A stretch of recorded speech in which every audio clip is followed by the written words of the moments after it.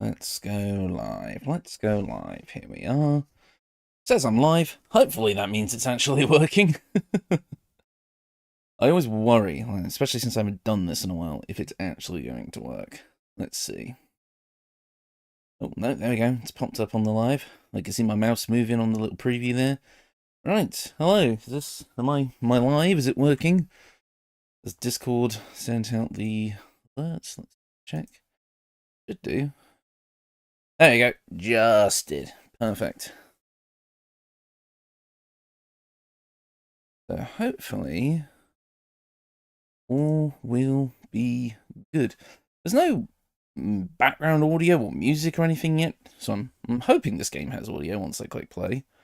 Otherwise, bit awkward, me just sat here talking in silence.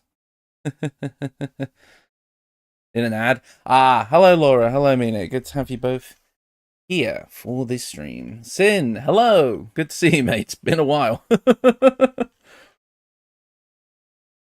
It's been a while since I've done one of these, isn't it? I was like kind of browsing. I was doing a bit of research for a video, and I totally forgot that blood in Baldur's Gate even existed. Like, did anybody else remember this? It seemed like on the Discord a couple of people were just like, "What is that?" So yeah, apparently this is some sort of like interactive visual novel thing. Kind of like it's like a mystery solving thing that was meant to be like a preview, and I think like an introduction to like some of the characters in the game. So this is going to be kind of interesting, like I say, for research purposes, because again, I'm not here just because I wanted to start. So, you know, hopefully this goes well. This will be a little interesting thing. I can't imagine this will be that long. I'm predicting like a couple hours max. Who are you talking to? Me? What? I'm talking to this chat, right? What are you talking about? What do you mean who am I talking to? Huh? I'm not alone here, am I? There's people, right? Something along those lines. It's like a visual novel, like, kind of mystery-solving game type deal. You started mid-sentence? What? What do you mean? Is the stream lagging for you? Hi, boss. Hi, JP. Hello, everyone. The stream might be lagging for you, Laura, because I've been talking for like a hot minute. I think you might be a bit behind. That's strange. I would refresh maybe. Is everything working? Let me just double check. Oh, this is going to be like an audio feedback loop. Hang on. I would refresh maybe. Is everything working? Let me just double check. Yeah, that sounds like it's working. Oh, strange. Delayed start? Maybe, because I literally like... Yeah, because I started like a minute or so ago. So yeah, I'm wondering if it was a bit weird, but it looked like people noticed, so... that was strange. Yeah, no, let me double check the YouTube page. It definitely... You guys have been able to hear me up until now, right? Right, hello, am I live? Is it... Well, it's been a while since I've done one of these, isn't it? Solving thing that was meant to be like a preview. There's people, right? Weird. You guys have been able to hear me up. That is very strange. Yeah, no, I started it, like, at the proper time, and there were people in chat. Oh, don't. I'm gonna have some sort of bloody, like, weird thing. Ugh. You can tell I haven't streamed in a long time, because I've got absolutely no charisma about me, and I've got no clue what I'm doing. I mean, it's been a while, because I haven't even really been doing a lot of YouTube stuff lately, other than, like, I've been working on things at a much slower pace. Obviously, the hiatus has kind of started, and this is, like, to kind of gear up for the last video that I'm gonna do. So, for a little while, last build video, I should say, which is why we're playing this today. Overall, I think it's going to be a fun time. I think it'll be a nice kind of way to, like, cap off, like, this kind of era of the channel with a fun live stream and then a video related to it following it up. Kind of like what the channel's been doing for a long time, so thought it might be fun. So, not a warlock. Oh, we'll see. Oh, yes, I did see that, Mine. I did see that, yeah, because it's in Descent into Avernus, because I've actually seen that before, because when I was doing a Heart of Avernus, I was looking at Descent into Avernus stuff for that, and I found Ravenguard's stat block in there, which I thought, yeah, you know, it's pretty fun. I mean, obviously it makes sense that would all be there, since they are related, but, you know. Charisma. Oh, I see. No, I don't think I would be a warlock. I don't mean that. I mean, I guess YouTube is kind of like an eldritch being that you have to make a deal with in order to gain favor, and you've got to constantly keep up the, your end of the deal in order to keep gaining that favor. Otherwise, you'll face repercussions. Huh. You know what? How about we just get started? Let's just get started. Play the game! Well, that's a problem. That's a great way to start this. Alright, hang on. Let me see if I can open it. Blood in Baldur's Gate. Active the algorithm. Basically, that's what it felt like. Sign in to confirm my age. Oh, no. Okay. I've seen this before.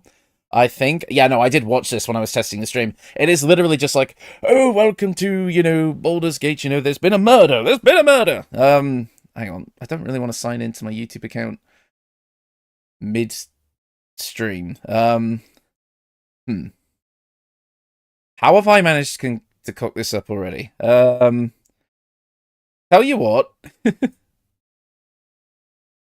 Here's what we'll do.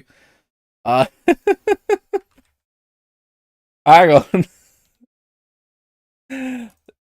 Yeah, basically, yeah, there was a murder in Baldur's Gate. Some dude got killed, and you actually, okay, so here's the thing. You do actually play as Tav in this game. Like, your custom character is, like, the character in this game, and that'll be more apparent towards the end.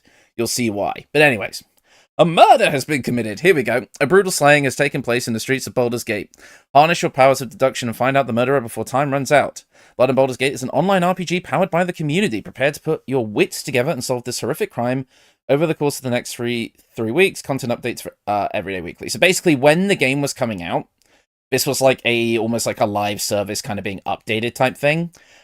So this was made as like a preview, and it was like a mystery that the community was meant to solve in real time.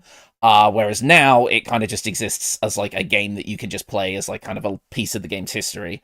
It's not looking like there's any music at all though, which is a little bit, I was kind of hoping there'd be some music. Hold on. Let's get that. If I could spell, that would be great. Give me 1 second. Let me put in something. Yeah, we'll just do this, shall we? A little bit of this. If it actually wants to play. Oh man, this stream is going amazingly. There we go. Stop it, Ben. Leave me alone, alright? I'm tired. Hi, Karen. Good to see you. Right, so the case file serves as the heart of your operation. From here, you can access your map of Baldur's Gate, find information about your investigation, receive the latest dispatches from around the lower city. Cool. Locations. Let clues serve as your guiding compass as you navigate the streets of Baldur's Gate. Select the highlighted location you wish to visit for an opportunity to uncover new evidence, interrogate witnesses, and investigate areas of interest. So yeah. Cast your ballot. Shape the course of this investigation and vote on the next location you wish to investigate. Okay, so that's obviously, again, legacy content. We don't need to worry about that. So, we can go to places in Baldur's Gate. Obviously, you can see we've got a few places unlocked. It looks like the only place we can go at the moment is there, I think. And as you can see, we are on like a time limit here. So, let's see. So we've got a satchel. So we have a letter to Tav. So yeah, we are playing as Tav here. We have a Speak with Dead token, the Dragonborn Dagger, and Animal Charm. Interesting. Okay. Ace Attorney. Yeah, I know. I just slapped on something Baldur's Gate because I was in a panic. Wait, hang on. There's 54 notifications. This will be good. Okay, so yeah, you can see here that this is all the new locations that people, like, voted to go to. And, like, were available to visit. So, yeah, this was, like, a thing that was updating in real time.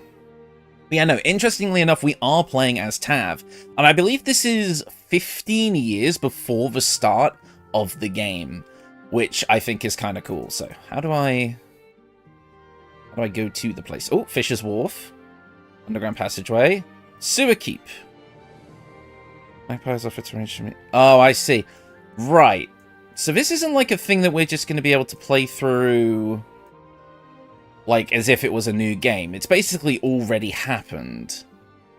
And we just kind of get to explore like the aftermath, I guess. Strange. Remember getting notifications about this in early access? They used to post clues on the Steam page if you had the EA build. Oh, interesting. Blade and Stars. Saint Soldier's Way. Sorcerer Sundries. Shrine of Suffering. Yeah, well, okay, so yeah, we could, you could get, it's like some iconic locations from the game. The Blushing Mermaid, Sorcerer Sundries, Saint Scholar's Way, whatever. And also the Shrine of the Suffering. Just that little corner of the world. Sure, let's go to the Shrine of the Suffering. Oh, this is going to be annoying. I might have to move chat around a little bit on my screen. Ugh, right. The city's unhoused, a welcome to fed in... Oh, okay, no. I thought this was going to be, like, some Leviathan shrine or something, where it's like, oh, look, there's this place for, like, torture and suffering. But no, it's actually, like, a soup kitchen made to help people. I misinterpreted that greatly. Anyways, the city's unhoused, a welcome and fed a soup kitchen set up near a shrine till Ulmata. A small building with an open door serves as a soup kitchen to feed the poor. Outside, a simple stone shrine to Ulmata stands in a quiet square where many of lower cities' unhoused populations sleep around the perimeter. As they come and go, a halfling cleric ministers to those in need. When you approach the cleric, he smiles and offers aid. Your inquiries about the Flaming Fist Guard are met with kindness.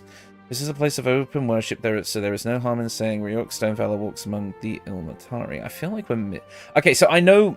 Okay, so I know people might be thinking that the intro video may have had something that we needed to see in that. It didn't. I have seen the video before. It's literally just basically introducing you to the concept of this. The problem I think we're going to have here is that, again, this was a thing that was being updated in real time, and they've not, like, gone back and made it so, like, it's an experience you can play through in order. So I think we're going to have a bit of trouble kind of piecing everything together. But this is we're more just here to, like, explore this and, like, kind of see it for research anyway, so it's fine. This place is open worship, because basically I think we're supposed to be talking about the Flaming Fist, and I think that's a thing that happens later. It's a bit trigger. And our starting murder weapon is a dagger. Yeah. Let me just see this. Yeah. Satchels. Yeah, we got a letter to Tav. Basically, this letter has come from someone who is connected to the murder, basically telling us to find the murderer within a certain amount of time. You can guess who that might be.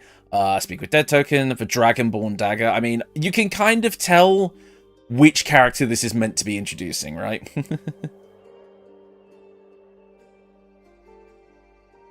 Yeah, I've played New Vegas before.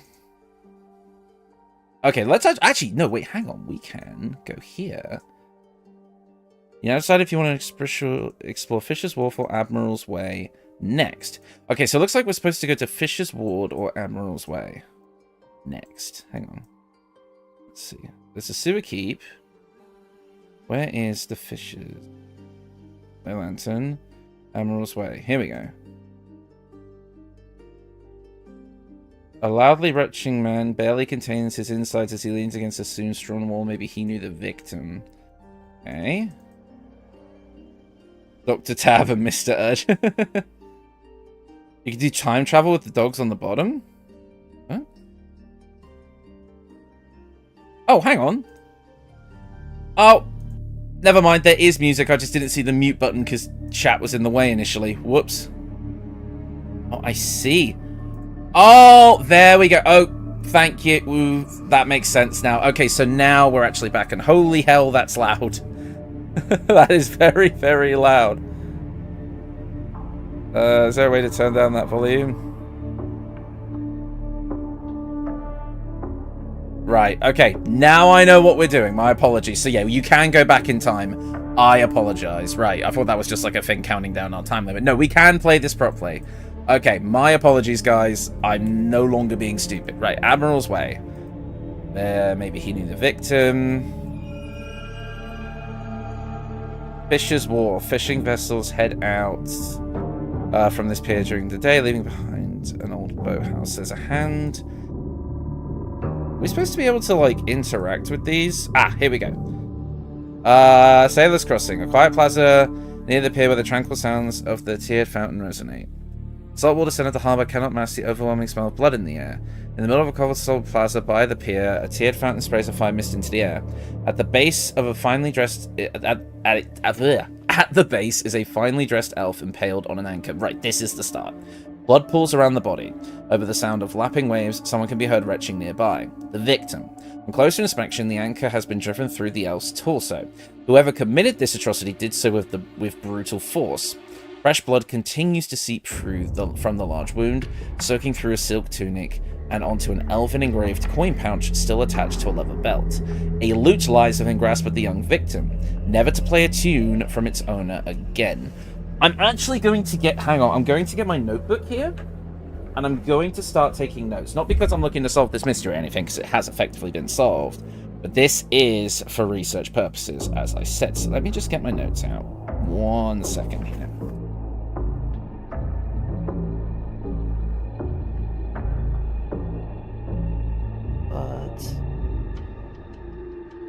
In EG. Going to take notes of anything I find interesting. Cool. Okay. You recommend keeping notes? Probably. I probably should. You are probably correct about that. Yeah. Right. Let's keep going. So, never to play a tune for the fountain. Pristine water flows down freely. A few copper pieces have been thrown into the bottom by wish makers, but nothing out of the ordinary. Cobblestones. Blood collects around the cobblestones like a network of crimson veins. A faint boot print points towards the direction of Fisher's Wharf. On a street corner at Admiral's Way, a man props himself up with one hand against a building wall. Right, so now we know that there was a murder. There's footprints heading away here, and there's someone who may be a witness. So we know that much already. Okay. So really, we should be able to talk to this guy, right? Or are we not able to? Maybe not on the first day. Perhaps we have to skip ahead a day.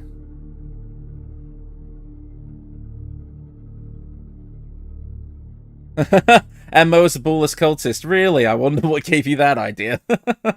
I mean, I think it's pretty obvious as to what this is, honestly. Like, I'm not here to solve a mystery. I'm here for research purposes. But again, also exploring a piece of the game's history. So, we can now go to Sailor's Crossing or Fisher's Wharf. So let's go to... or Admiral's Way. Can we go to Admiral's Way yet? No.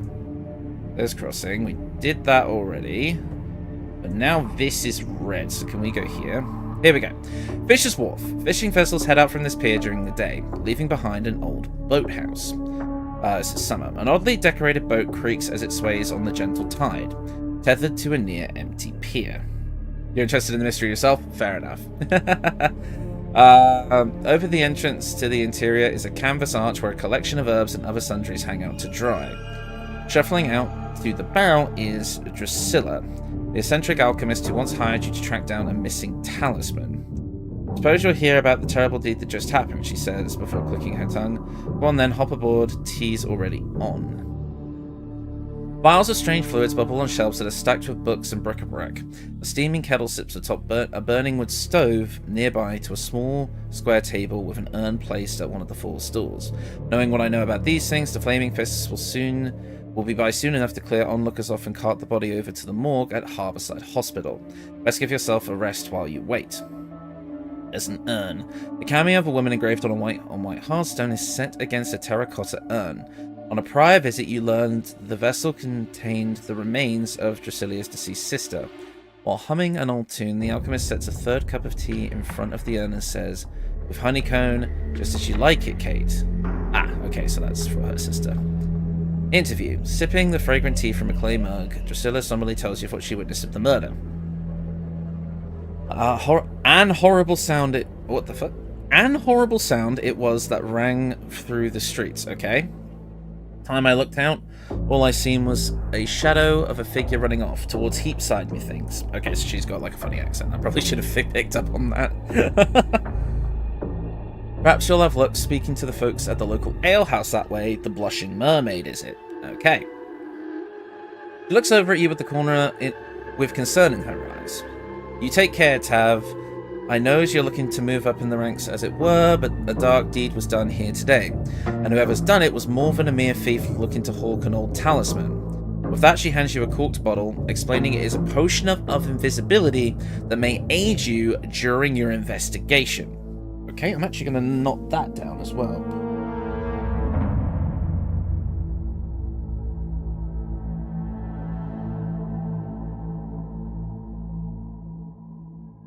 Interesting. Okay. A bolsterous voice near the scene of the murder calls out, "Thief!" As you peer outside the window, a lanky hooded figure darts down an alley towards Canary Lane. I see, Ben. Okay. That makes sense, actually. So there's a couple of things. Canary Lane, Sailor's Crossing. We still can't speak to the bloke at Admiral's Way yet.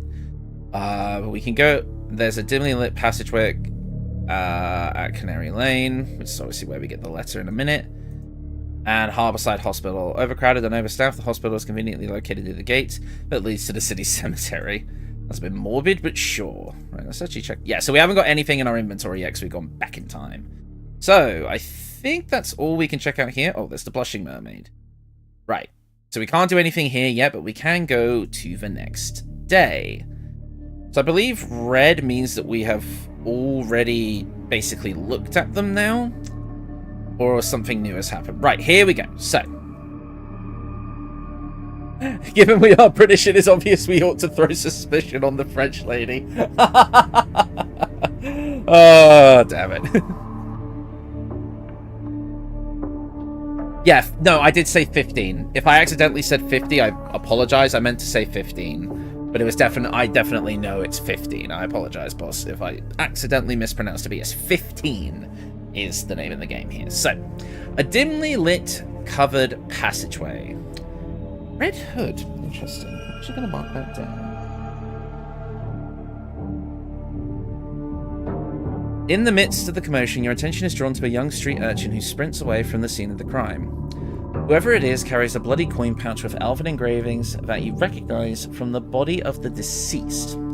Crossroads. Following on the heels of the thief, you momentarily lose sight in the dark corridor and bump into a strange man wearing a top hat. With no time to lose, you continue your pursuit and shake off the sight of the animal skeleton decorating the hat. Oh, there you go. When you emerge on the other side of the covered street, the path diverges and you pause for a moment to scan your surroundings.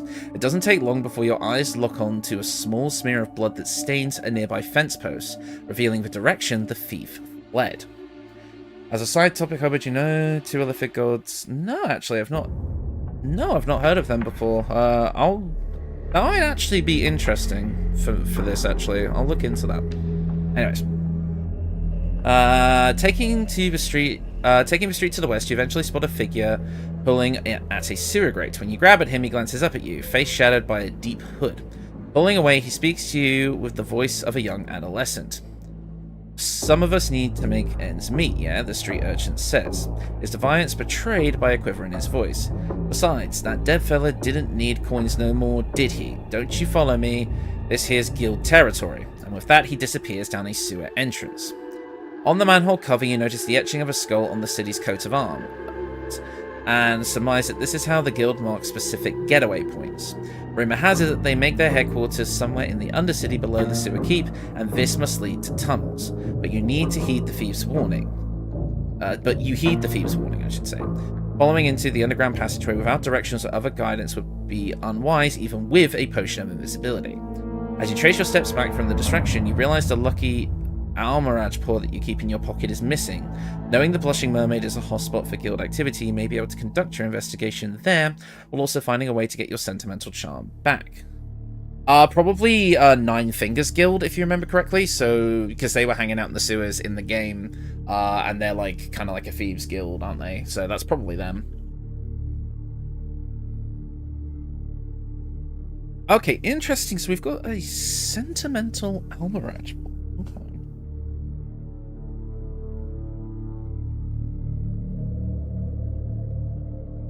Noting down little things. Right. I would say the Blushing Mermaid is our next port of call. Blushing Mermaid is not available to be looked at yet. Damn it. What about this? This is not available to be looked at yet. And neither is Harborside Hospital. Okay, so I guess we're going to be looking at the Blushing Mermaid on the next day. Yeah, the Zentrum, sorry. The Zentrum could actually be it as well. You want Larian to make an RPG set in Necromunda? I don't know, like, what Larian is going to do next. I'm hoping that they will do another, like, big RPG like that, but I don't think it's going to be anything D&D related. I could see them just doing their own thing. Like, just, like, basically do what they did, kind of, with Baldur's Gate, but, like, in their own setting, with, like, their own mechanics and such like that, not attached to D&D in any way. The name is familiar, Ben, but I've not gone into great detail about it before. I've not looked into it too hard. Right, Blushing Mermaid is now red, so we can go there. Right, the Blushing Mermaid. The tavern is a hub of gossip and illicit business. You enter the sprawling tavern and the sprawling tavern and inn, known as the Blushing Mermaid. Some of these are, like, kind of throwing me off. Hoping to find more information about the murder suspect. The place has a reputation for criminal activity, but you know the Flaming Fists generally turn the other cheek to the shady dealings that take place here. Walking past a life-size wooden mermaid hanging at the entryway, you wander through the maze of dimly lit rooms. Gossip. Here we go, we got some gossip. Oh my god, they were roommates. The Bludgeoning Mermaid. If not, Google it. I will have a look at it later. I'm actually curious. When you make your inquiries around the tavern, one particularly eager patron tells you, I heard the butcher on Market Street is selling monster meat. He's got a tiefling supplier with no scruples. His friends hush him for telling tall tales, to which he responds, suit yourselves, it's no matter to me because I only eat vegetables. Reporter. You locate a table in the back and settle in to observe this evening's dubious clientele, but you soon feel a pair of eyes staring back at you. Their owner, a rosy-cheeked gnome, approaches you with a smile and takes a seat. Studying the crowds too, I see, he shouts over the clatter of ale mugs. As a seasoned observer of humanoid behavior, I can always spot a fellow investigator. He adjusts his hat by way of introduction. Zilbar, Whistle Pocket reporter at the Baldur's Mouth Gazette. Interesting. I'm following up on some leads on this latest grisly murder. This is the third one in 10 days, and so far nothing ties them together. Before this, we had a killing at Insight Park, and there was a nasty business of that dragonborn washing up at Silver Crescent Beach near Seat Tower. So tell me, what fascinating secrets have you unraveled amidst the motley assembly of tavern folk? You tell him that it is still too early in the investigation to share any leads, and he asks you to reach out to him at Baldur's Mouth if anything important comes up. Could be a big story, and if you help me break it, you're going to gain a fair bit of renown among the detectives in this city. Okay, interesting. There's like some sort of like detective hierarchy. Well, I'm getting some very good notes here.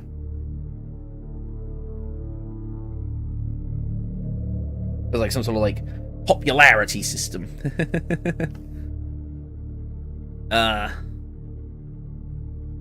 You approach the tavern's bartender and inquire about the whereabouts of individuals known to sell stolen goods. But you are dismissed with a hearty laugh. Sure, I wouldn't know a thing about that. Undeterred, you press the topic and recount how the street urchins stole shamelessly from a corpse. Might these thieves be related to the unsettling string of murders plaguing the lower city? Oh, that's just a little magpie, the bartender replies lightly. Ain't no killer, just wants to join the guild is all. Good for a young'un to have a hobby, if you ask me. Yes, you know, kids these days always on their phones with their TikToks and their Fortnites. You know, back in my day, kids used to go rob gold off of dead people and steal it and take it to shady people in the sewers. Now that's how kids are supposed to spend their youth. It's good for kids to have hobbies, you know, just stealing from corpses. Oh, I love you, Baldur's Gate. Perhaps you can reason with Magpie near Canary Lane and find out more about the guild. Oh, this game, man. Absolutely. I'm already quite enjoying this. Right. So, that is all from the Blushing Mermaid. So basically, there is that kind of underground guild. I don't think we can look at anything else. Yeah, so red is like stuff that we can look at or have looked at, and we can kind of go back and read the old ones again. Anything white, I think, is where people were voting to go next. So we'll be alright, I think. I think we can just keep going to the next day. Shady clowns in the sewers passcode is we all float here. Coincidence? I think not. Dealing is better than the Tide Pod challenge. God, yeah, you guys remember? What was that like? Wasn't that like 10 years ago now or something stupid? Like, that was a long time ago now, wasn't it? When kids were eating the bloody dishwasher detergent? And ever since, like, every, like, dishwasher detergent commercial I've seen has had to put keep out of reach of children in it. No, like 7? I don't know. Time is an illusion. Somewhere between 9 and 10. Yeah, it was a lot. Because I remember I was still quite young at the time. I think I was like early teens when that was kind of going on. Because I remember seeing it on the news back when I lived in Canada. So, I don't know. Weird times. Anyway, we could go to Lockley Street and Harborside Hospital. Let's go to Lockley Street. What? Am I missing something? So this is the same... this is the same.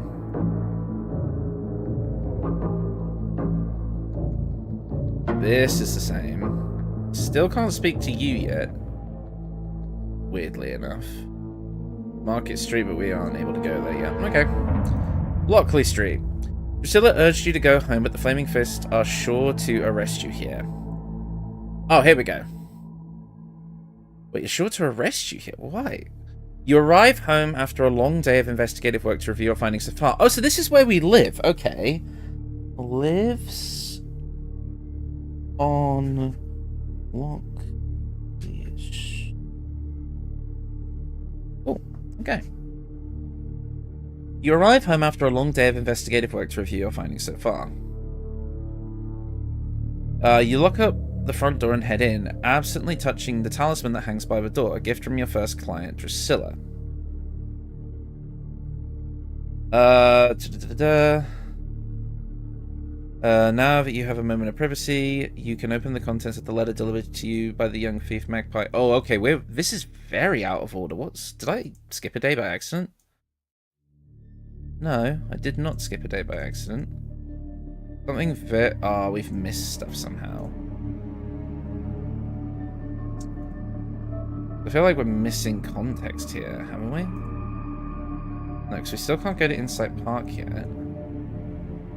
Oh no, this is turning out to be a bit more of a mess than I initially realised. I apologise. But anyways, let's go to Harborside Hospital instead. Maybe this is the way we were supposed to go first. So, oh, unless, hang on, we can check the notifications here.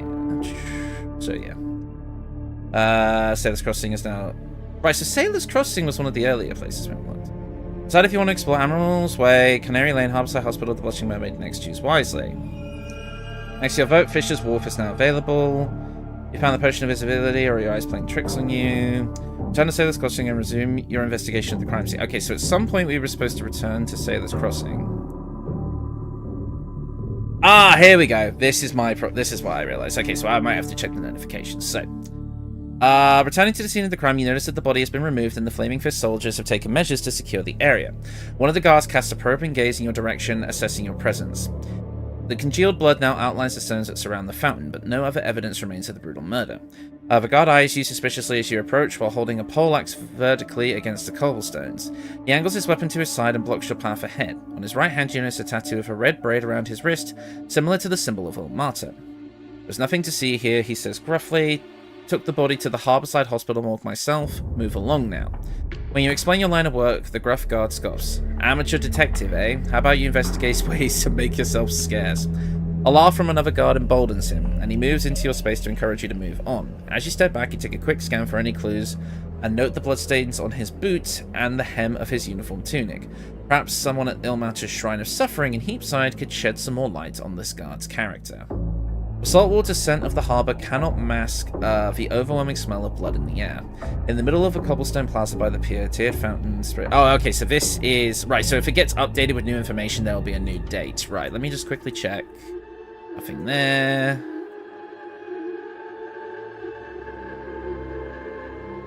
There we go, so something new happened in Canary Lane. As you make your way down the lane, a lanky adolescent stumbles past. He glances back over his shoulder to ensure you've seen him, and his eyes fall to the elven engraved coin and your eyes fall to the elven engraved coin pouch at his belt, the very one carried by the dead bard at Sailor's Crossing. When he disappears into the shadows, you follow. The young street urchin leads you down the lane and stops to stand over a sewer cover. That's far enough, yeah, he says with a confidence that belies his age. It seems you've caught the eye of the one you're investigating. Wouldn't want to be in your shoes, I tell you what. The youth hands over a sealed letter, and with that he slips down away into the alley. Oh, here we go, magic. While you observe the street urchin, you perceive something that was not quite right about the situation. You have a sense of magic being used, but cannot pinpoint what school or an exact spell. Okay, so this is where we got handed the letter. Right, so we've got a bit more context here. So it definitely seems like that before everything happened, Tav was a normal person. Like, I'm not sensing any hint of a D&D class here, aside from maybe rogue a little bit. But Tav was just a normal person before the events of Baldur's Gate, which I find very, very interesting.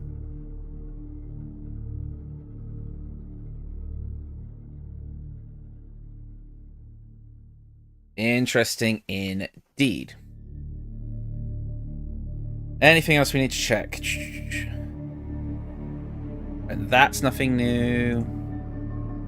We double-checked Sailor's Crossing. Canary Lane we double-checked. Admiral's Way we still can't investigate. Right. So now we can go to Harborside Hospital. Okay. Might as well. Overcrowded understaffed, blah, blah, blah, blah. Inside the hospital... If it weren't homebrew, I'd say investigator. But that's a Valder's class. Yeah. So...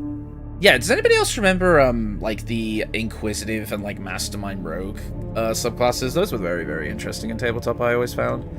I like the Investigator one in particular. I don't know, perhaps it's because I play a lot of Call of Cthulhu. But anyways, inside the hospital, angry patients wait in packed hallways. The crowded conditions and lack security allow you to navigate the corridors without trouble, and you easily make your way down to the basement where the door to the morgue is ajar. Ooh. The hinges of the door have been replaced on a few occasions, whether due to rumoured spontaneous undead arisings or more mundane reasons. Prepared for the worst, you knock down the door and it creaks open. You knock on the door and it creaks open. You might like playing Investigator and Pathfinder. Maybe. I need to look at Pathfinder a bit more, because I got a few friends who play Pathfinder. Domo being one of them, and he always talks about how the game is very, very good. The air is heavy with a pungent odour of embalming fluids. Inside you find no signs of the mortician. Tools of the trade hang along the wall, with some rusted with age. Below that is a desk where hastily made autopsy reports are piled. On one of several slab-top tables rests a corpse covered in burlap. Visible toe tag reveals it once belonged to an... No. E. Sheeran? Does the E stand for Ed? Did they fucking... Wait, no! The victim was a bard! Did they murk Ed Sheeran in broad daylight, in the middle of the night, in Baldur's Gate? He started singing Shape of You for the 9,000th time, and they just got him. They just got him for it. The way the music... Okay, so, like, we got them... No, it's Edgar Sheeran. Hi, Dex. Like, okay, I know this, like, the way the music is being, and, like, how it's, like, blood in Baldur's Gate, it's meant to be, like, this serious, investigative mystery, and then they throw in things like, oh, yeah, kids need to steal from corpses for a hobby. Oh, and the victim's name was Ed Sheeran, a bard. This game, man. Anyways. Autopsy reports. Notably missing from the reports is any mention of the bard who was murdered. Oh, never mind, totally different person. If I literally had read an extra sentence, they would realise it was not the same person. But anyways, notably missing from the reports is any mention of the bard who was murdered at Sailor's Crossing. But perhaps the mortician has not yet had time to conduct the autopsy. A token stamped with the hospital insignia rests near the papers. You recognise it as a single-use magic item that allows the user to cast a spell Speak with Dead. No time to use it now, unfortunately, lest you be caught tampering with evidence. Right, so this is how we get that. That's actually a really interesting world-building device, though. Like, the idea that they have, like, magic items that allow them to speak with dead to do autopsy reports is very, very interesting to me, actually. I think that's a cool little bit of world-building. Shape of death, more like. But anyways. You locate the lifeless body of the murdered bard lying on a slab, concealed beneath a sheet. Pulling back the thin fabric, you are met with a macabre sight. The elf's eyes have been removed. As you glance down further, you discover hunks of flesh and organs have also been carved out of his fresh corpse. After recovering from the initial shock of the grisly butchering of the elf, you notice that a fake beard is coming unglued from his face. What could the mortician be doing with these body parts? Emerging from the hospital, you see the mortician speaking with the corpse collector next to an empty cart. By her demeanor, it is clear that she is exhausted. Could she have killed the elf before beginning her shift at the morgue? Standing within earshot, you listen on their conversation and overhear the collector talking about a dragonborn body that washed up on Silver Crescent Beach in the last 10 days or so. Without emotion, the mortician mentions that the victim was sent to be buried at a family plot at Cliffside Cemetery. Okay. I am taking, like, notes here, by the way. Just in case. Right, Blushing Mermaid, nothing new here. No. Right, so we can go back to Lockley Street, where we live. Right, so here we go. You arrive home after a long day of investigative work to review your findings so far. You see the talisman from your first client, Drusilla. We read that already. Now you have a moment of privacy. You open up the contents of the letter delivered to you by the young thief Magpie, so obviously what we just had. Poor dear detective. I see you take a great interest in the pursuits of my precious master. Of course your fascination is to be commended. Who among us does not yearn for a glimpse of that noxious angel, the most vulgar of fiends? I too would be pained if I not knew my master's face. It is a pity that your investigation has yielded such disappointing results. Perhaps some motivation is what you need to get your numbed brain matter craves. I read that wrong. A game to invigorate your spirits and inspire your investigative urges. And as so, its rules are set as follows. You have 1 10-day to ascertain the identity of my master. Fail, and you shall be rewarded greatly with a death far more thrilling than your odious day job. Naturally, this game is compulsory, and you are already playing, like it or not. Tick-tock, detective. I wonder who that could be!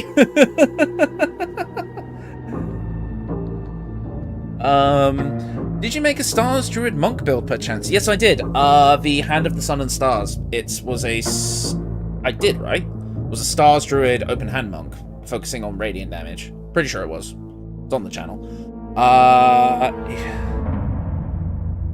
He shows up. Oh! Matt Mercer is canon in D&D. He shows up in Waterdeep Dragon Heist. Oh, interesting. Is it just Matt Mercer, or is it someone played by Matt Mercer?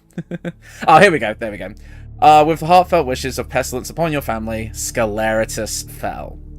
Oh dear, I wonder who the murderer is. Yeah, this is the Dark Urge Weber then. So if you guys didn't know, the reveal up to like the Dark Urge being playable in this game was this. And as such, we are not only doing a little bit more research on the Dark Urge today, but also someone else in particular. You may have already guessed. Just Matt Mercer. But anyways, that is that day. Let's move on to this one. So now I think we can check.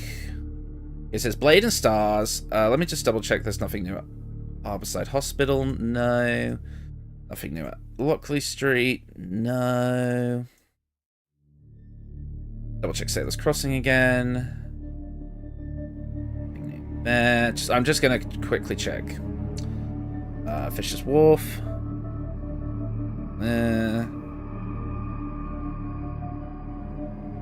Canary Lane, right, Market Street, Blade and Stars. I think the only... Oh no, we got a new thing at the Blushing Mermaid.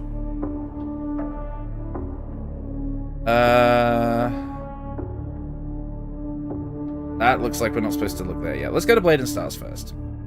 A quiet and comfortable inn. Oh yes, quiet and comfortable, with a corpse hanging from the lights. So basically, they have said we have a week since D&D has 10 days in a week. Yes, so a 10-day, yeah. Literally in the name.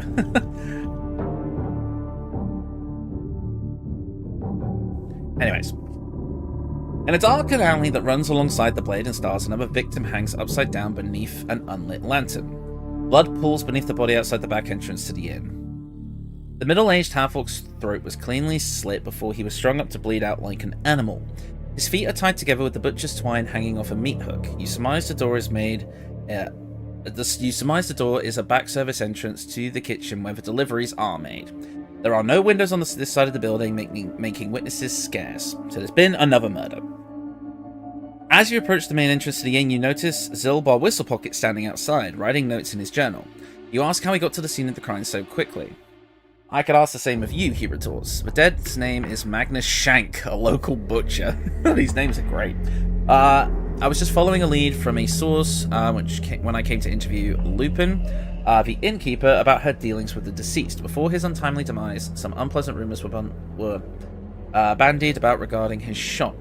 It seems as though someone took matters into their own hands. Can't say much more beyond that, as the rumours are yet unsubstantiated, but I believe his supplier, Selwyn Levantide, is at the Blushing Mermaid from time to time, so I may head there next if nothing comes up here.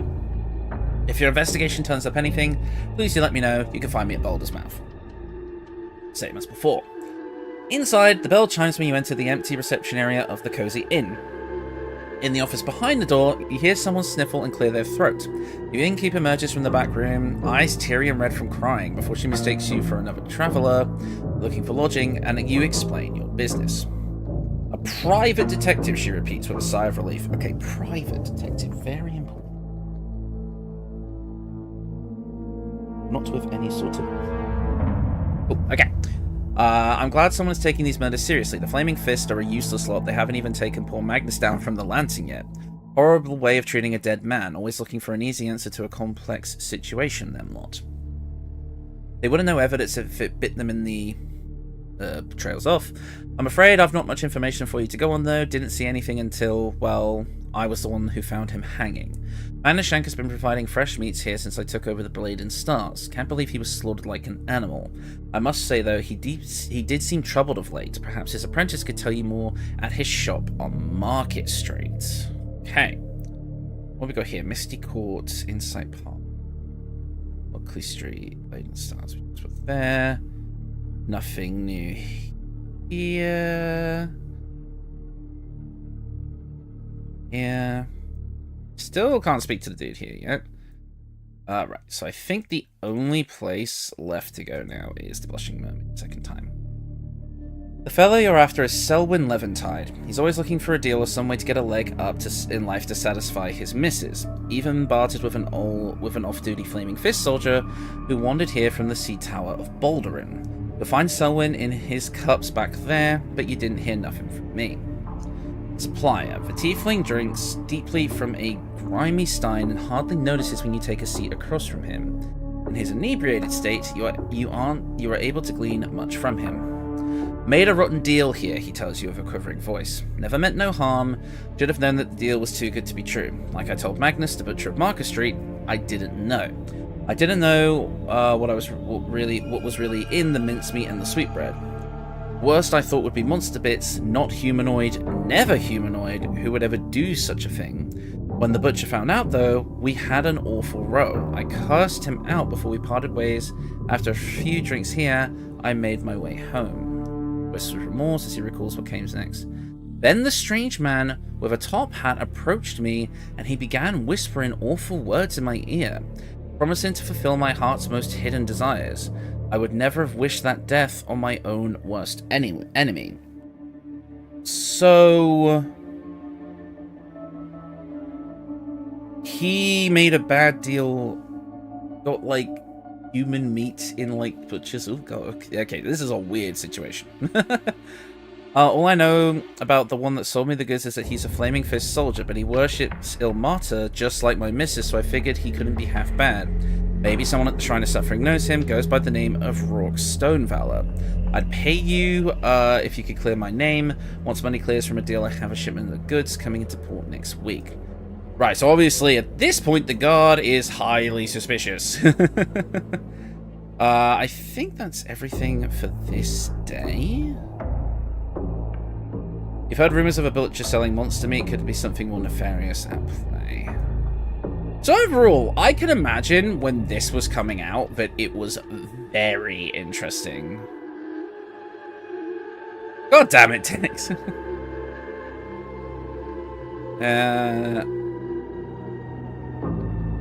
Blushing Mermaid is not available. and then we can go... Okay. The Rockefeller. Alright, next day. Right, we can go to Misty Court now, but I'm going to double check. There's nothing new. In any of the places that we can go. Don't think so.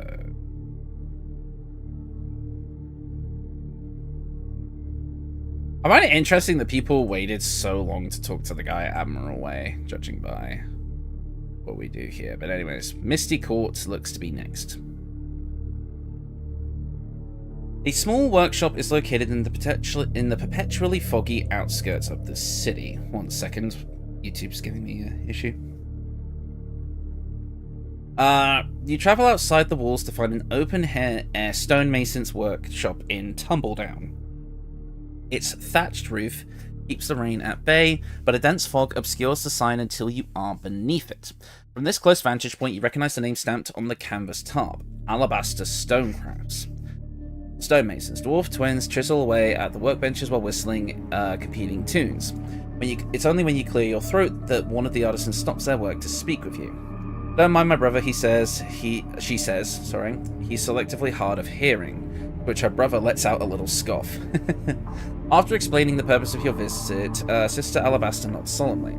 If you're asking about the strange goings-on around here, I've heard something late at night in the days before that Dragonborn was found washed up on Silver Crescent Beach. I cannot be sure what it was, but the Gravedigger at Cliffside Cemetery is always about at strange hours and doing strange things. Grom's Skull Smash is her name. These names are great. Brother Alabaster yells out, "It was either her or the ghosts." In response, she rolls her eyes and lowers her voice. He thinks the Valaduct is haunted at Revervain's entrance, but I'd wager it's just local young'uns having a laugh. Well, that's certainly an odd thing, and a far distance for it to fly off from here, though I suppose, now that I think on it, the tarp could have been carried off from the Statue Restoration site in Cliffside Cemetery on account of someone not securing it properly. Okay, so we missed something here. Can we go to the cemetery yet? I've not seen the cemetery yet. Oh, shit! I completely forgot to check this side of the map. Apparently Silver Crescent Beach has been available. Alright. On the south end of the sea tower, Silver Crescent Beach stretches out along the river shoreline. Waves crash against the tawny sand, washing up driftwood and other debris. Beach. In your search for evidence, you make inquiries among some of the locals who point you towards Sewer Keep, where something foul washed ashore about 10 days ago and caught the attention of the Flaming Fist. When you arrive at the scene, you notice gulls picking at a piece of cloth. Canvas tarp, so this is what they were just talking about. The gulls scatter and squawk shrilly when you disturb their discovery. Leaning down for a closer view, you make out a damp and blood-soaked canvas tarp. While unraveling the fabric, you see the stamp of a stonemason on Misty Court in Tumbledown. They are conveniently located near Cliffside Cemetery. River flow. Watching the general trappings of the Chionfar River along which Baldur's Gate was built, you note your position downriver. The murder could have taken place anywhere near the shoreline of the city if the Dragonborn body washed ashore here. Not missed anything, right? So that's Cliffside Cemetery, which we're not allowed to see anything from yet. Inside Park, which we're not allowed to see anything from yet. And there's definitely nothing else that I have missed. Okay, so basically the Dragonborn body washed up, there was a tarp here, ended up at Misty Court, the stonemason's place, and then you queried them about it, and apparently there's fucking ghosts. Right, I don't think we are missing anything. I think we got everything there. Okay? Okay, stay. Right, so now we can go to Cliffside Cemetery, Trident Lane, the Harbour Master's office. Those have both been given as options. Nothing new at Misty Court. No. Right, let's have a look at the Cliffside Cemetery.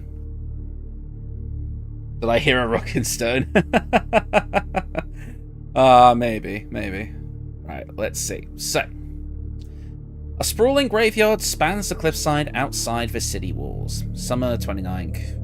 Thorn DR 1477. A grassy stretch of land overlooks the river, dotted with gravestones and a few stone mausoleums. In the distance, at the edge of the cliff, stands the looming statue known as Baldur looks out to sea. Is that in the picture? Yes, it is. Oh, it's so interesting, like, looking at all this, like, detailed, like, descriptions of, like, all the locations and such, noting this sort of thing, knowing what happens in the game. Like, you see the statues of Baldur and you just think, yeah. Wonder what he's up to these days. Although saying that, this was 15 years prior. So was he was a Mind Flayer at this point, right? Pretty sure. Someone correct me on that, I might be wrong. Before speaking with the Gravedigger, you head to the edge of the cliff and take in Baldur's view of the city.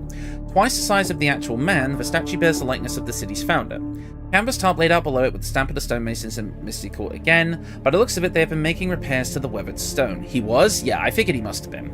By the looks of it, they have been making repairs to the weathered stone. While pulling on the fabric to reveal the stamp, you discover a shiny object and almost cut yourself on a bloody dagger's edge. Hi JP, welcome back.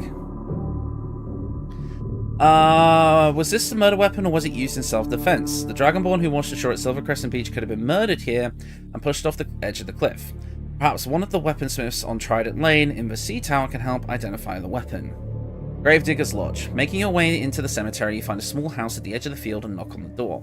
After a moment, it opens to reveal a Githyanki whose hulking frame fills the doorway. She grunts in the affirmative when asked if she is the local Gravedigger, and gestures to a sign outside of her lodgings that reads Grom Skullsmash, self-contracted funerary excavator. Work for gold or the next best offer, Grom adds, a flicker of warmth spreading across her intimidating face. Interesting that we've got a Githyanki here. I'm just going to quickly double check something. So we definitely have, yeah, the Dragonborn Dagger it's called. Let me just re-click that. There we go. Exceeding body. You explain your line of work, then show Grom a token from Harborside Hospital, and she understands your meaning. Family plot, she says, when you ask to see the Dragonborn. She hands you a shovel, and you both set to work digging up the coffin. When it comes time to open the lid, she pulls a bandana over the lower half of her face. The scent of decaying flesh hits you instantly, and the side of the body is a gruesome one to behold. With his skin flayed, there are no sign of dragon scales. He is buried in a simple tunic and breeches. Interesting. Hulking Githyanki, not an adjective I'd usually associate with them. Yeah, this is an interesting narrative choice, but hey, always fun to break the mold. Right, here we go. So now we're going to use our Speak with Dead token, one-time use. After uttering the words written on the token, the Dragonborn springs upright. He looks between you and the Gravedigger with a mix of surprise and concern. You note the blue eyelids visible as he blinks. As delicately as you can, you explain your business and begin your line of questioning. Who killed you? It was a swift blow to the back of my head, so I didn't see. Where were you when it happened? Where I wasn't supposed to be, taking a shortcut through the river veins entrance just outside of Tumbletown, the Gravedigger huffs. Who might have wanted you dead? The only time I ever run afoul of anyone was getting into some fisticuffs at the pier. Folks at the Harbour Master's office broke it up. Does this dagger belong to you? Never seen it in my life. Done now, the Gravedigger asks. Yes. And the Dragonborn corpse replies before going still. That's like the D&D movie. You waste your final question. Get Githyanki. I just look over. I'm like, okay, I've got my notes. I've done my clue taking. Look over at the chat and see Githyanki. Well done, Ben. That was a good one. Anyway, so that's Cliffside Cemetery. Is there anywhere else we can go? Doesn't look like it. Baldur's Mouth. Oh no, we can go to Baldur's Mouth now. Here we go. Okay. Right, Baldur's Mouth is housed in a modest warehouse. Outside, a young news distributor sells broadsheets from a cart while shouting summaries of those top stories that passes by. Those of you who have spent a lot of time in Act 3 will know that sound wholeheartedly. Outside, the young tiefling news distributor yells out top headlines with theatric vigor. Eastway Butcher, butchered by killer. Tossing a few copies his way, you take the paper and read the latest in Zilbar Whistlepocket's investigative reporting. On the front page, he details the murder of the butcher outside Blade and Stars, noting unsubstantiated rumors that may have led to his death without going into specifics. Labory. God damn it, you guys. If he was wearing all black and Githyanki. Guys, come on. I'll try to read. You guys are like distracting me. with your memes and jokes. A harsh scent of ink hits you upon entering the print shop, where mechanical scribes furiously reproduce broadsheets by the cartload. After you stop a clerk on her way by and make inquiries about the whereabouts of Silbar Whistlepocket, she escorts you to his desk on the second floor. There he greets you. Any leads, detective? You share some notes from your investigation, careful not to mention the letter you received or anything that might compromise your work. The reporter nods while taking notes. Seems to me that you've enough evidence that when you next speak with the mortician at Harborside Hospital, you can press her into confession. Chilling to think that there could be a greater scheme at play here. From what I've gathered, the victim at Insight Park was found entwined in a hedge, stabbed to death with a short blade. There's nothing to tie these murders together yet, however the druid who oversees the park may be able to help if you're up to the task. He is the only one who can get a prophecy out of the drawing tree. Can't pay him for the service, but I heard that he'll sometimes do it in exchange for a strange task or errand. So, Market Street, Insight Park, few places we're going to want to go. Can we interrogate bitch yet? No, okay. I'm trying to read, you're distracting me, so just a normal stream. Well, when you put it that way, yes, I suppose so. Right. Inside Park 20... Okay, so this... Oh, actually, I just noticed this down here. This looks like the voting poll. This was like the kind of results at the time. So that's quite interesting, actually. Right, 30th. I think we should be able to go back to the Harborside Hospital now. Yes, we can. Overcrowded and understaffed, blah, blah, blah, blah, blah. Here we go. Making your way through the overcrowded corridors of the hospital, you locate a staircase and descend once more into the morgue. This time the door is open, granting you an unobstructed view of the mortician court in a flurry of activity. She lets out a quiet sigh, as though there is no end to her work. Shut up. I'm not even going to say it, just shut up. Anyways, the mortician, clearly overworked, the mortician barely pauses when you enter. I'm afraid you've gotten yourself turned around, you'll find the living up above. The slow clip-clop of horse hooves draw her attention. She lets out another deep sigh, glancing up towards the low basement window and the corpse cart outside. Her attention shifts back in your direction when you begin explaining your line of work. After a moment of silent appraisal, she introduces herself as Ophelia Gravewalker, by name and by trade. This is like me, like, when I have to name an NPC on the spot. Like, I'll be like, there'll be like an NPC working at like a shop or something, and I'll be like, yes, this is Steven Store Owner. Or Carl Cashier. Anyways.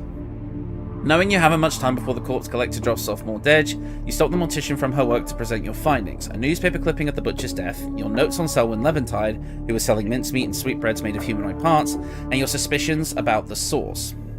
When you describe the use of humanoid flesh for consumption, Ophelia breaks down. No, I never would have done it had I known what it was being used for. Sure, I sold some unclaimed bodies, but it was mostly to save myself the work. Besides, how can I refuse a request from a Flaming Fist guard? Rourke Stonevalor is his name. Don't know much else about him besides that. When you ask for a description of the guard, it matches the one who was posted at the Sailor's Crossing crime scene with the red cord tattoo of El Mata. Why would the guard sell humanoid meat to a supplier? Perhaps someone at the Shrine of Suffering could offer more information about the guard. So, okay, so obviously they had this massive red herring with Rourke, but I think that might just be a separate mystery in and of itself. Right, I'm just going to check for anything listed as 30. 30, no, 30, no. No. 30, no. Right, we can go to Trident Lane now. Nothing new at the beach, but we can go to Trident Lane. But it's spelled Dave Dealer. Yeah.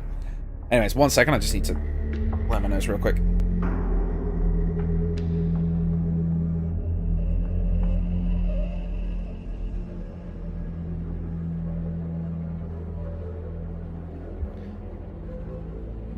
The forge burns bright at this shop, whether day or night. Oh my god, there's like a whole freaking warforged in here. What the hell? Many of the businesses in Sea Tower cater, to the Flaming Fist families that reside here, including the weaponsmiths who forge swords made almost exclusively for the guard stationed at the Sea Tower of Baldur. After making a few inquiries into the area, you find a shop where custom blades are made. You start a new D&T campaign? Oh, that'll be fun, JP. Enjoy. I just started a new campaign myself that I'm currently DMing. It'll be next session next week, which will be quite fun. Weaponsmith. The bulky automaton who runs the shop is hard at work by the forge. Outside the main building, its tunic and breeches are soot-stained as it clanks its hammer down on hot metal. After assessing the blade closely, it concludes, a fine blade, but not my work. However, the automaton emits a low, steady hum as it begins to scour its memory. Ah yes, this brings to mind a request I received 1 month ago. The Gravedigger came from Cumbletown seeking a similar item, something special. A bloodletting instrument used in ritual sacrifices. Bullet, of course, all blades draw blood. Told her she'd find what she was after at Sorcerer Sundries for their magical wares or Eastway expeditions for their somewhat shadier business. Ooh, nice, boss. That sounds cool. Chad Child? Just look up at the chat. Chad Child Kicker, known for kicking children. It's not even his last name, it's just a title he acquired for his great accomplishment of just booting a lot of children. Let me just check. That's still 28, still 29. We did that one already.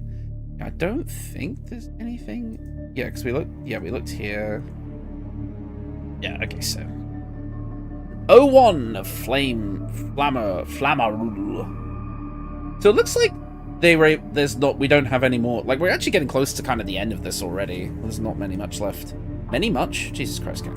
Right, let me just double check here. So are we going back to... No, we were going back to... Right, so we can go to the... Yeah, we can go to the Shrine of Suffering now. Okay. Her name is Sylvie, which the name is a bit of a stretch for how I got it. It started as a...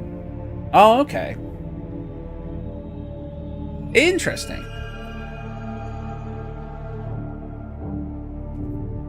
Right. Curl Fister. God damn it. The city's unhoused, a welcome and fed at the soup kitchen. Here we go. A small building with open doors serves as a soup kitchen to feed the poor. Outside, a simple stone shrine to Ilmater stands in a quiet square where many of the lower city's unhoused population sleep around the perimeter. As they come and go, halfling cleric ministers those in need. When you approach the cleric, he smiles and offers aid. Your inquiries about the Flaming Fist Guard are met with kindness. This is a place of open worship, so there is no harm in saying Rockstone Valor walks among the Ilmatari. In fact, one might say he is one who leads by example, dedicated to proving succor to all in need. Whatever the cost to himself, his donations to the shrine on the income of Flaming Fist Guard must be a great burden. But life is sacred, and suffering to preserve it is truly holy. Inside, your eyes are immediately drawn to a statuesque bugbear and the string of pearls that encircles her throat. A token from my beloved, she says coolly, acknowledging your curiosity as she sets mincemeats and sweetbreads onto the communal table. When you inquire about the guard, Rockstone Valor, her crimson eyes narrow slightly. There are many who worship here. It's impossible for me to say if I would know one soldier for another. I hardly have time to notice. As you can see, I'm quite busy. My husband over-purchased supplies, it seems, and his client, a butcher on Market Street, turned them away. Not wanting them to go to waste, I brought them here to feed those in need. Oh no. Oh no.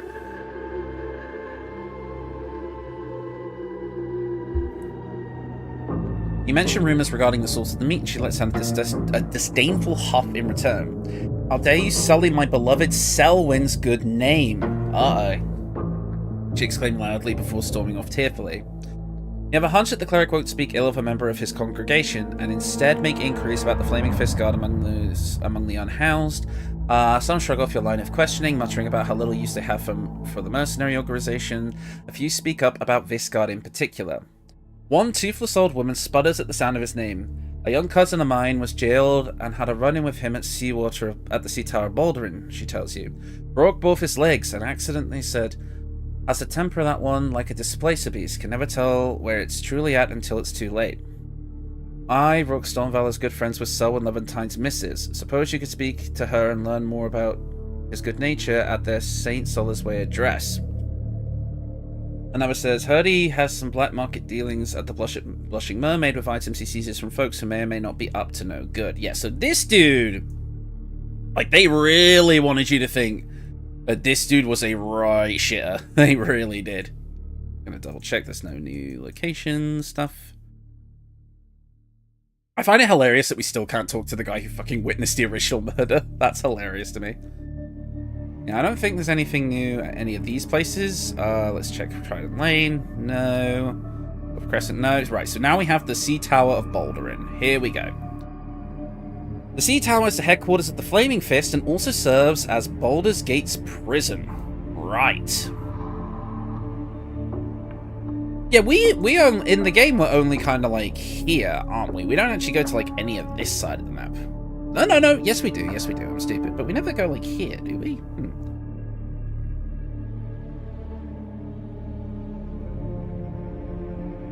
Interesting, boss. Okay, yeah, no, I'm just kind of reading your messages now. Very interesting. Okay, is there a way to turn this? Okay, so you guys see in the chat, you've got like these crowns next to your names. Like, oh, look who's like the top fans of the stream, look.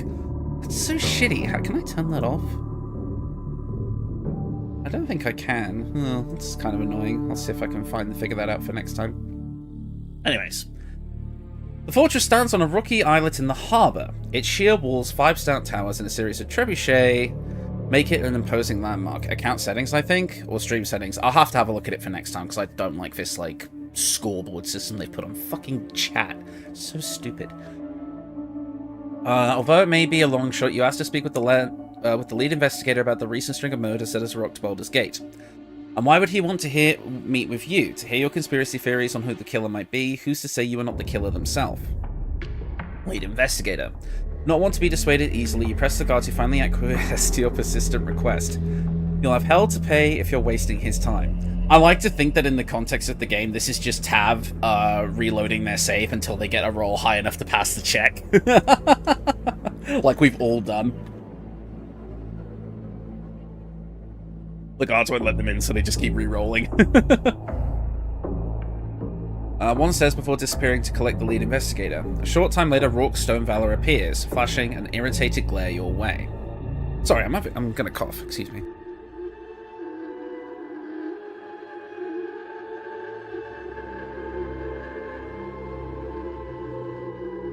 There we go.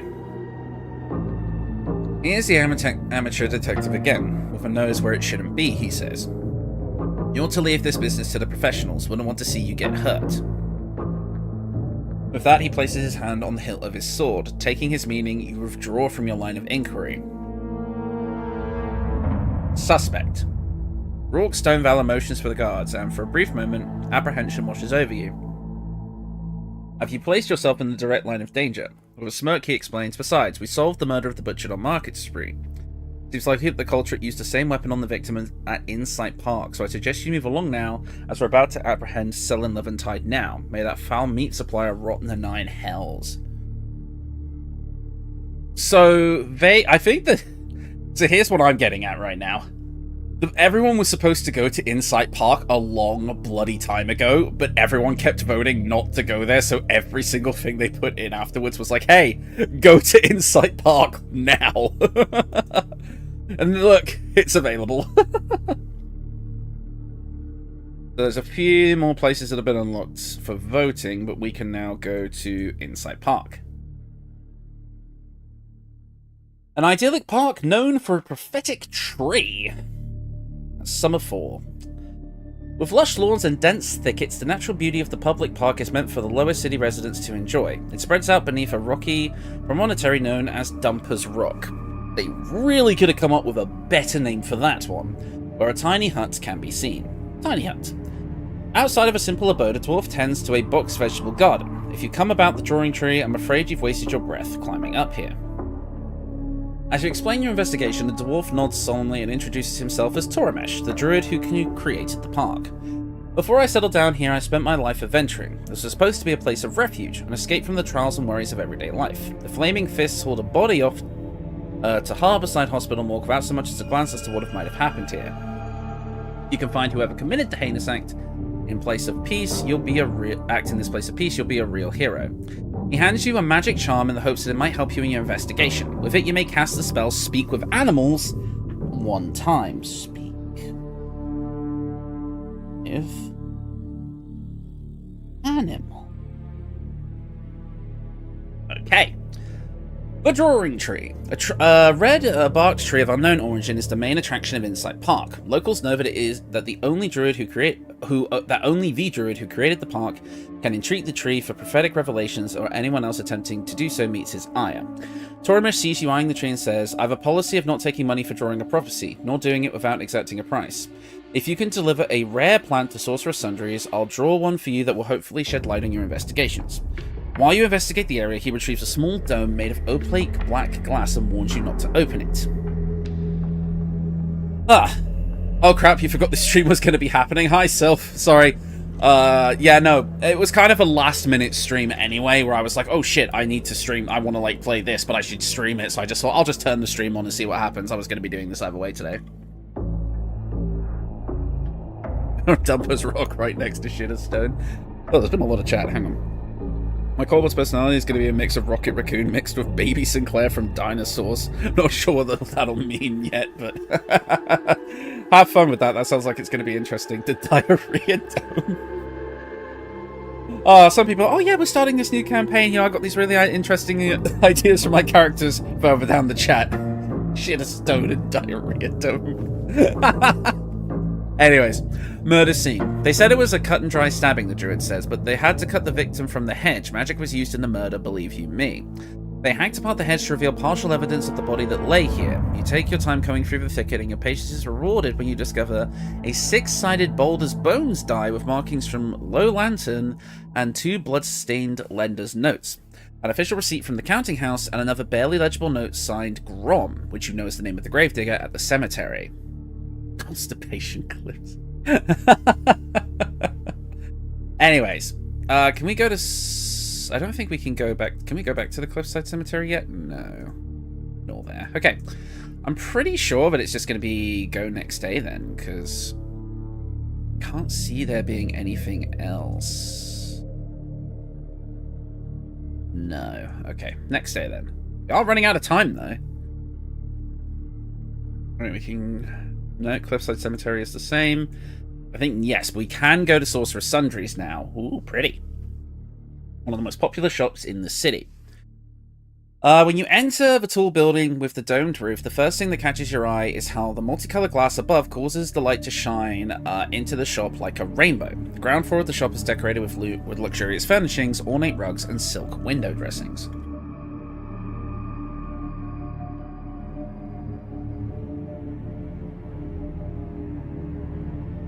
Sorry, my throat is getting very, very dry. This is where I haven't been recording in a while. Now, like, just trying to talk for long periods of time is making my voice go all funny. Yeah.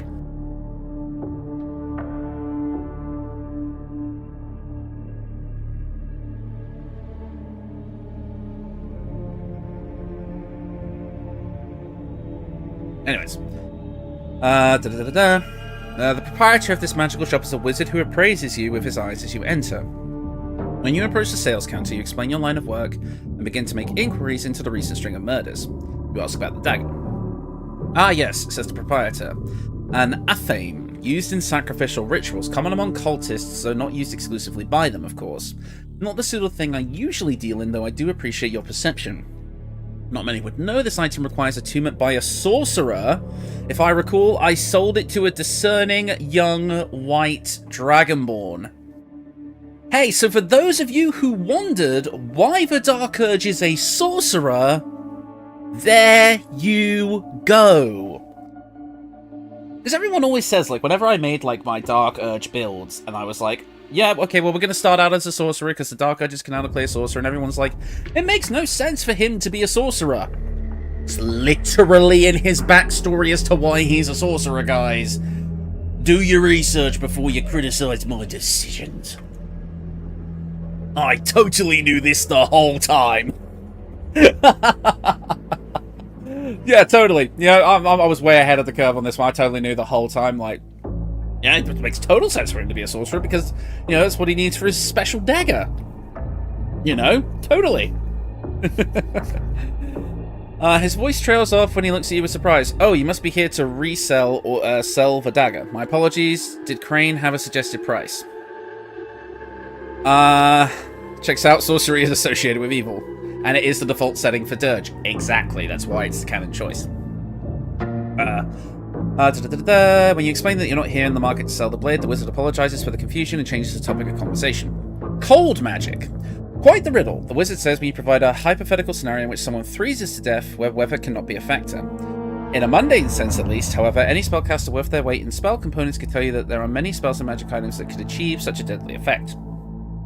Depending on the size of the room in question, certain creatures could easily accomplish this feat, such as a silver or white dragon.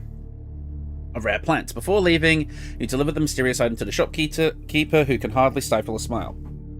Without further ado, he takes the staircase to the upper floors that are off-limit to patrons. Moments later, you hear the unmistakable screech of a shrieker plant, followed by the sound of glass clinking shut to silence the creature. Laughter fills the shop. Having delivered on the bizarre request, you may now return to Insight Park, where Toramesh promised to reveal the prophecy from the drawing tree. Insight Park, right? Yep, we can be here already. The prophecy. Toramesh barely stifles a grin when you return, with the news delivering a rare plant to the shopkeeper at Sorcerer Sundries. As promised, he carefully peels bark from the drawing tree and lets out an audible gasp. Turning the bark over, he reveals to you a scene rendered in bloody sap. It shows you running down the streets of Baldur's Gate, chased by flaming fist mercenaries who hold a wanted poster featuring a crude sketch of your face. You've either made some powerful enemies to Druid starts, or you're a good actor. For what it's worth, I don't think it's the latter. Guys, I just go back over to... Anyway, back to Piss Park. When you inspect the bark more closely, note that your shadow takes on the appearance of a dragonborn. Does the Gravedigger at Cliffside Cemetery know more about the dragonborn than she's been letting on? We can't go back to Cliffside yet, but I think we will be on the next day, so let's do that. Oh, Sewer Keep and Riverveins entrance. So let's speak at Cliffside. Yeah. So we go back to summer. When you arrive at the cemetery, the Githyanki Gravedigger is nowhere to be found. A tentative knock on the door of her lodging returns no answer. Strolling the cemetery grounds in search of her, you stumble into an open grave of which you find her sleeping. With a loud clearing of your throat, she sits bolt upright, pointing a dagger at you. Is it a similar make to the one in your possession? Putting your hands up to show you mean no harm, you ask about the weapon.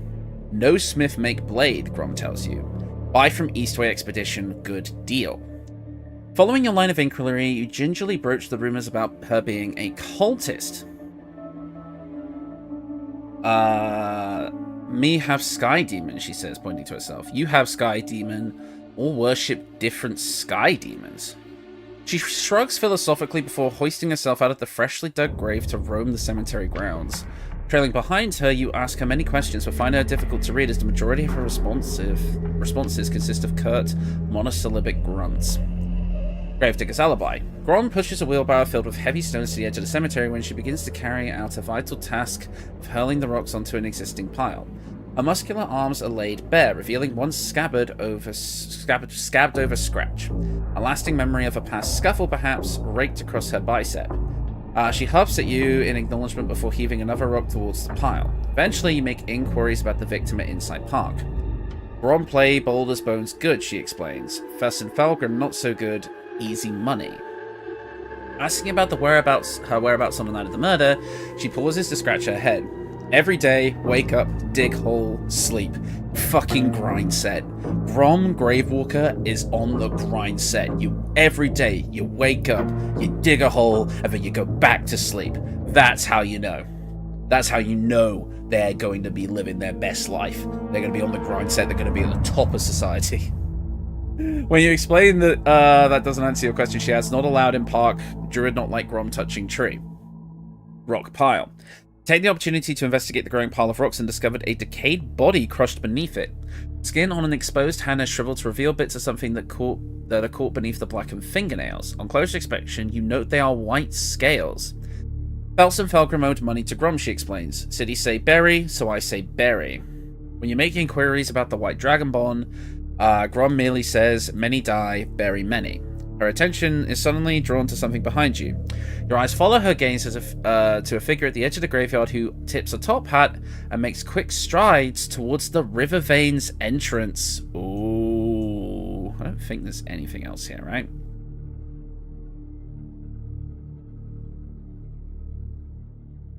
Oh, hang on. There's the low lantern.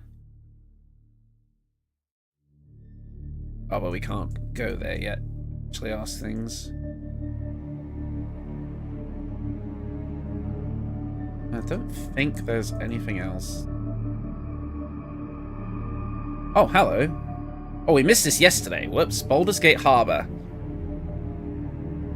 You received another cryptic note from Drusilla and head to the Fisher's Wharf straight away. When you arrive at the pier, in place of your former client's familiar houseboat is a small rowboat. Oh yes, Sylph, you missed that earlier. We literally got a letter signed Sceleritus Fell. Telling us that we have to find the Dark Urge within 10 days. Oh, they're not even hiding it now. You receive another cryptic note from Drusilla and head to the Fisher's Wharf. You arrive at the pier, piece your houseboat with a... Yeah. As you row closer, you see a marking on the side of the boat is of a bloody red hand. It's meant to be a symbol of Ilmata, or perhaps a reference to the handprint Drusilla found at Fisher's Wharf. Regardless, it's a sinking feeling hits you and you row faster. As you board the houseboat, you discover Drusilla slumped over the table from the urn containing the remains of her dead sister Kate. One of her hands has been severed and removed. At the table, you recognize several small belongings of yours, including a lucky Almiraj paw and the talisman gifted to you by the now dead alchemist. As you approach the body, you sense a presence in the room, and your eyes fall to the urn when the silhouette of a woman seems to beckon you closer. Possession? What the fuck? A familiar spirit presses against your psyche, begging to be let in. Succumbing to the force, in the blink of an eye, your perspective changes, and you find yourself staring up from the urn at yourself. The spirit possessing your body speaks with a sense of urgency. Harbour Patrol will be here soon, so I'll be quick about it. The urn you're in is a magic jar. Just as I lay dying, Kate switched places with me. I didn't have the strength to stop her. I didn't see his face, the killer. Whoever done it, I believe it was a spellcaster, a sorcerer. I suspect he's been using the petty quarters in the city to cover his tracks. I think you've been strung along, Tav. For a brief moment, the spirit is distracted by the sight of her own corpse. The handprint I found beneath the pier, the one of the Dragonborn, I'm now sure it's him. He must have a hideout in the Undercity. Methinks to look to the entrance of the underground passageway you discovered by Fisher's Wharf. I beg you not to follow. Go home to Lockley Street and forget about being the hero of this story, with the force that pulls you out of the urn and returns you back to the body. Patrol. Voices call from the outside, urging the houseboat's occupant to pull anchor. You hear someone boarding the ship and quickly quaff the potion of invisibility before sneaking off the vessel and swimming back to the pier. When Harbour Patrol sees the crime scene, you'll be wanted for the murders. Shit. Your choices are now limited to what you can do to uncover. Your home on Lockley Street is sure to be the first place the Faming Fist guards will look for you. Instead, you can take the underground passageway from Fisher's Wharf to follow the trail of the murderer. Another option is to seek out the help of the guild member who harbours those who find themselves on the wrong side of the law at Suez Keep, or you could head to Tumbletown and attempt to access the River Veins entrance in hopes of finding the killer there. So yeah, we couldn't go back to... Yeah, so Lockley Street was completely locked off from this point. So, and then there was the underground passage. This office. Right, so this left the Silver Keep, the River Veins entrance. Did all this stuff. Counting house is here, but we can't go there. Right, okay.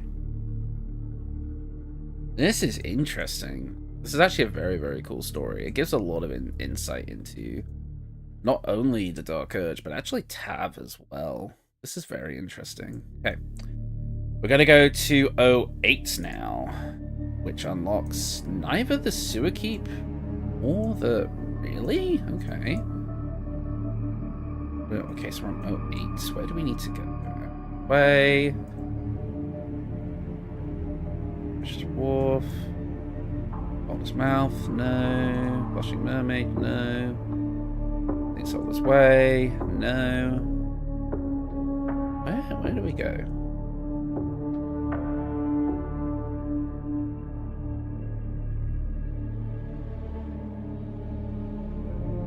Where do we go?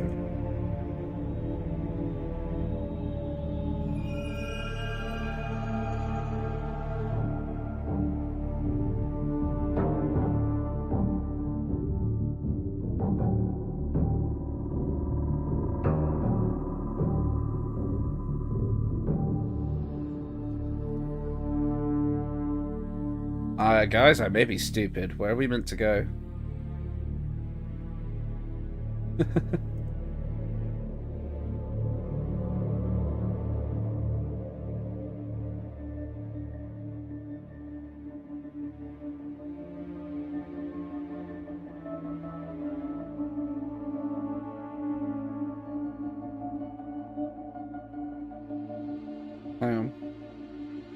Let me see.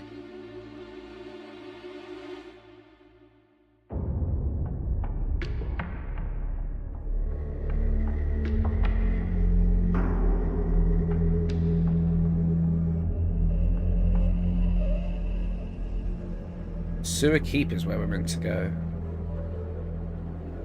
It doesn't look like there's anything new on this day, or am I crazy? Nothing on the 8th of Flame Rule? Really?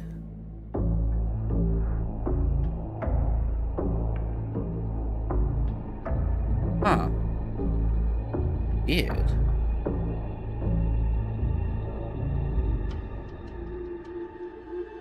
Lockley Street is completely unavailable to us. Nothing new there. Just Wharf. Yeah, I guess we just have to go to the next day, unless I'm crazy. Because nothing new has been unlocked. I must be crazy. Okay. Next day, I guess. Right. Sewer Keep, the River Veins entrance. Hey, hang on. Whoa! Underground passageway.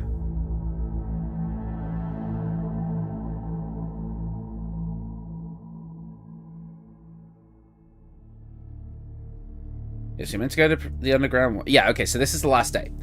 So after the murder of the person on the houseboat, you go to Fisher's Wharf, which allows you to find the underground passageway. Right, this makes sense.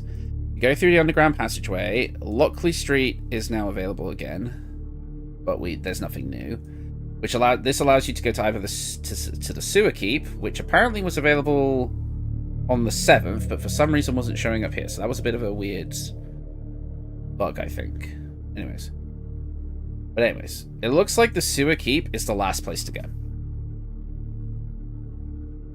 A series of 3 towers has been built into the walls just west of Silver Crescent Beach in the Sea Tower neighborhood. A few druids who run the facility are nowhere to be seen. You're easily able to find your way into the sewer waterways. You wait and wait, what? I'm so confused. Canary Lane. Was there something we missed here? Oh, no, I missed this. My apologies. You now find yourself at the now familiar covered lane in Eastway, staking out the guild with a manhole entrance with hopes of speaking to Magpie one more time. Waiting in the shadows of a narrow alleyway pays off when you catch Magpie racing down the lane. You stop him before he disappears. What do you want now, he asks, as he trembles in his voice noticeable enough that he clears his throat. You ask about the letter that Magpie delivered to you by the murderer and warns him to stay safe. I'm no postal carrier, he says. If he didn't deliver the letter, then who did? Magpie lifts the manhole cover, and you mention you've heard of a guild member who helps those who have found themselves on the wrong side of the law. Yeah, Crane looks out for me, he says. We have to do some dodgy things to survive, like reselling stolen merchandise, but he's a good in ways that matter. He's harbored the wrong type. If you need a safe place to hide, I can arrange a meeting with him at the Sewer Keep. Right, Sewer Keep, here we go. A series of 3 towers have been built into the walls just west of Silver Crescent Beach in the Sea Tower neighborhood. Few druids who run the facility are nowhere to be seen, and you're easily able to find your way into the sewer's waterways. You wait outside the sewer entrance at the appointed time, where you are greeted by an old hobgoblin donning a deep hood. Magpie tells me that you're looking for safe harbor, he says with a gentle smile. The only reason I'm here is because you and I both want the same thing, but for different reasons. Mine's are purely about the gold, and there's no shame in saying that. Whoever killed my fence put an end to the good thing I had going. Did I cheat a low lantern to cause Felsen Fergrim's massive debt? Who's to say? But he's no good to me dead. Help me flush out the killer in the passageways, and I'll help you clear your name. Tracking a killer. As you explain what you saw in Fisher's Wharf, Crane quickly summons a crew of bandits to scour the passageways around the Eastway near Canary Lane. As you continue forward, following Crane down a dimly lit tunnel, on occasion, you catch the guild member casting a discerning look in your direction. Finally, you meet his gaze. In a sly tone, he acknowledges, "Impressive how far you've come, uncovering so much about our target." As you arrive at the branch in the passageway, Crane motions for his crew to move ahead, but before you can join them, your focus is abruptly diverted to the adjacent passage where there's a mangy rat squeaks insistently in your direction, as if desperately trying to catch your attention. From a distance ahead, Crane's voice echoes back to you, "It's unwise to split the party." Very true. You insist you'll only be a moment and duck down the side passage with your speak of animal charm. "Danger!" the rat screams anxiously. "Double trouble. This way, look see." You follow the rat a short ways to make a gruesome discovery. A hobgoblin severed in 2 with a manhole cover. His bisected face staring up at you as Crane's. If the guild member is dead, then who were you speaking with? You sense you are being watched. You turn around to find Crane's double standing behind you with a particular smile spreading across his countenance. Detecting an unmistakable absence of friendliness in that smile, you swiftly pivot and sprint in the opposite direction, but a nameless dread gnaws at your every step, uncertain of where this passage will ultimately lead. Cave. The air grows with a musty scent, carrying hints of the earth and dampness. As you continue down a darkened path, it begins to evolve into a rugged and unrefined cave entrance. You observe an unusual fixture fastened to the cave's mouth. A curtain made of skulls and bones. Beyond a shadow of a doubt, you have arrived at the killer's lair. Watch video. Shit. 1 second, let me figure this out. Let me see if I can't, hang on. 1 second, guys. I will get this figured out, lickety-split. I just need to be a bit careful as to what I show on stream.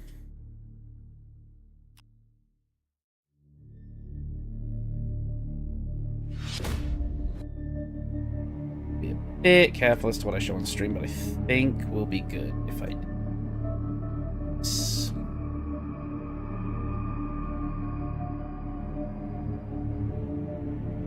There we go. I will quickly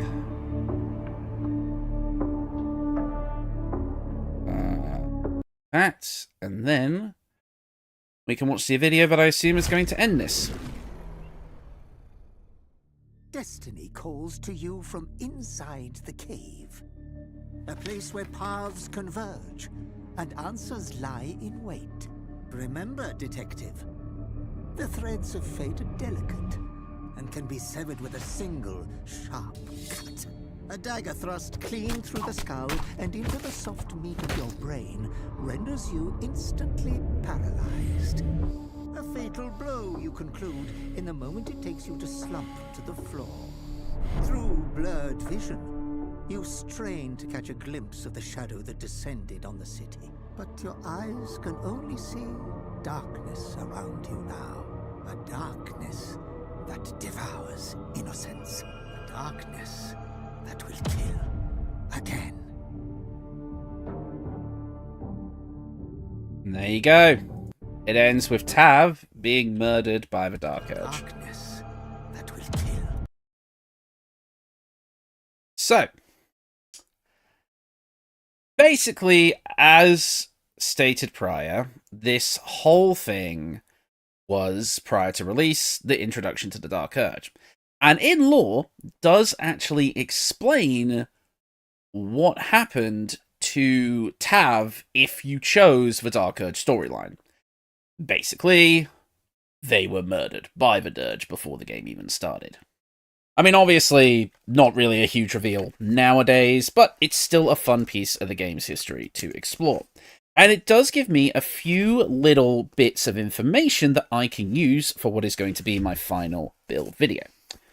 Which is going to be Tav. Like, I wanted to get as much research as I can on who Tav was as a person. I know they're meant to be a blank slate, but it's clear that before we actually gain control of Tav in the game, they were their own character. Someone with their own, kind of background and interesting kind of things about them. But what really catches my eye about Tav is they were a regular person before the events of Baldur's Gate. They had no special abilities, relying on items to be able to do the investigation. And from what I can see, they didn't even kind of show any sort of roguish abilities or such like that. They really were an amateur private investigator. This is going to give me a very interesting leg to stand on when I actually get this build started. Because I've got a pretty interesting idea. Hello, Luis. You've kind of arrived at the end here, man. Yeah, final build. Yeah, this is, as I said, with my hiatus coming up and me wanting to try some new things, the next build video is going to be the last one for a little while. I'm going to do some more stuff with builds in the future, like modded builds and such like that, and I also am going to do an actual playthrough using my builds on honor mode, but other than that, I'm kind of, just taking a break. Which is interesting because the default tab is a high elf barbarian. Yeah, that seems to be what they go for with just I think just having the random character selection stuff. Because weirdly enough in my games, sometimes they start it as a sorcerer as well. I don't know. I think it depends, but yeah. But I think I've got an interesting basis to work off of this now. I've taken some little notes about Tav's kind of personality, like the fact that they keep the little trinkets, the spells that they have used throughout their adventure, which might inform my decisions later on. So, yeah. Ben, you can post that in the Discord, because I'm actually going to end stream now, I think. I don't want to stream for too long today, mainly because it's hot as balls here. Like, the humidity is insane today, so I want to open my window and turn my fan back on, which I can't really do when I'm trying to record a stream. And also, I want to get cracking on doing some stuff for this build, and I actually do have some extra stuff I need to get done today. This was just meant to be a short little stream. I thought it was going to take about 2 hours, but we ended up doing it a little bit quicker than that. So yeah, just a short little stream today, just kind of me getting back into the idea of it. So expect another build video next week. At some point, probably. It may be tomorrow, it depends on how quickly I get it done. Don't count on that, though. It'll probably be like Monday or Tuesday. And then, next week onwards, I'm free from work for a while. Summer holidays come back up. So I'm going to be able to start experimenting with new types of videos, like I say, the honor mode playthrough in kind of like a let's play kind of edited video style. I want to kind of give a go at that, as well as playing some new games on the channel as well. I was thinking of playing the Call of Cthulhu game as well, because I think that could be a fun little thing to do just for the channel. I'm just going to be experimenting with some new stuff going forward. But ever since I've been on this break, it's given me a chance to like kind of reevaluate what I want to do with YouTube and such like that. And despite the fact that I've gone on hiatus, the channel has actually done really well. All things considered, its viewership has basically stayed consistent.